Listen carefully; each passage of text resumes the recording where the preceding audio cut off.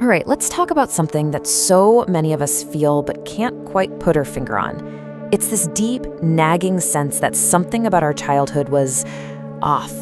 Not terrible, not overtly abusive, but just not right. And it leaves these wounds that are so hard to name. So today, we're going to try to understand that feeling together. So let me just ask you this question, straight up. It's from a Reddit discussion that really gets to the heart of it. Did you have an only slightly traumatizing childhood? This is for anyone who feels like they don't really have a right to feel hurt. You know? Because maybe you were always fed, you had a roof over your head, no one was hitting you, but emotionally, man, it was a totally different story. And this comment? I mean, this just says it all, doesn't it? The impact of trauma has nothing to do with how it measures up to someone else's story. Pain is pain. You can drown in a swimming pool just as easily as you can in an ocean. It's about how it affected you. Okay, so first up, let's really dig into what this slightly traumatizing childhood actually feels like. It's defined by this persistent, kind of foggy feeling that you were somehow damaged by your upbringing, even if you can't list off the big, obvious reasons why. This right here is the core conflict. It's so confusing. You might have all the classic symptoms of complex PTSD, like anxiety, a brutal inner critic, maybe even emotional flashbacks. But when you search your memory, there's no big single event to point to. And that just creates this awful cycle of self-doubt where you're constantly asking yourself, am I just crazy? Am I making all this up? And this comment, wow, it's just heartbreaking, but it's so raw and so real. It points to this deep, desperate need for validation. When the wounds are invisible, there's this quiet, messed up part of you that almost wishes for a scar you can point to, just so your pain would finally make sense to other people, and most importantly, to yourself. So where does this all lead? Because those vague childhood feelings, they don't just magically vanish when you turn 18. Nope, they follow you. They echo into your adult life, and they tend to show up as these very specific, very recognizable patterns. And if you're wondering what those patterns look like, well, see if any of these sound familiar. This list comes from a lot of research on adult children of emotionally immature or narcissistic parents. We're talking low self-esteem, always needing approval, being a chronic people pleaser. Look, these aren't character flaws. They're survival skills that you had to learn to get by. To make this less abstract, let's look at a real-world example. This is a story from Jeanette McCurdy's memoir that was shared on Reddit, and it is powerful. A mom takes her daughter for ice cream. Simple enough, right? But when the little girl picks a flavor the mom doesn't want her to have, the mom just breaks down. She starts crying, making it all about how her baby is growing up. In that moment, the child is forced to stop being a child and start comforting the adult. So what just happened in that story? Well, it has a clinical name. It's a textbook case of parentification and emotional manipulation. The child is forced to act like the parent. That's parentification. And the mom uses her own emotions as a weapon to control the situation. That's emotional manipulation. It seems like such a small thing, an ice cream cone, but the lesson is huge. Your feelings don't matter, mine do. So why? Why do these symptoms even develop in the first place? Well, they don't come from nowhere. They grow out of a very particular kind of family environment. Let's take a closer look at what that environment is like.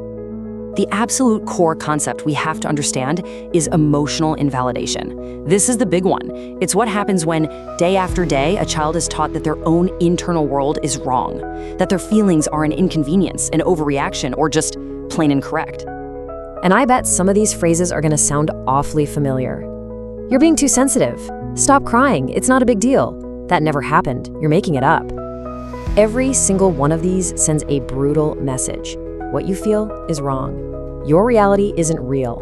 And after a while, you just stop trusting your own gut. A lot of the time, this comes from a parent who is just wildly unpredictable. Research on parents with certain personality disorders shows this pattern of swinging between two extremes. On one side, you've got this hostile, smothering over-involvement. And on the other side, you've got this cold, neglectful under-involvement. For a kid, that's like emotional whiplash. You never know who you're gonna get, and you can never, ever feel truly safe. Now, this is where things get really fascinating, because this isn't just psychology. This isn't just about feelings. These experiences have a real, measurable physical effect on a child's developing brain. And first things first, if this is hitting home for you, please know you are so far from alone. Studies on what are called adverse childhood experiences, or ACEs, found that a staggering 62% of adults in the US have been through at least one. This isn't some rare fringe issue. This is a massive public health crisis. So here's how it actually works inside the body. When a child is under chronic emotional stress, it just overloads their entire stress response system.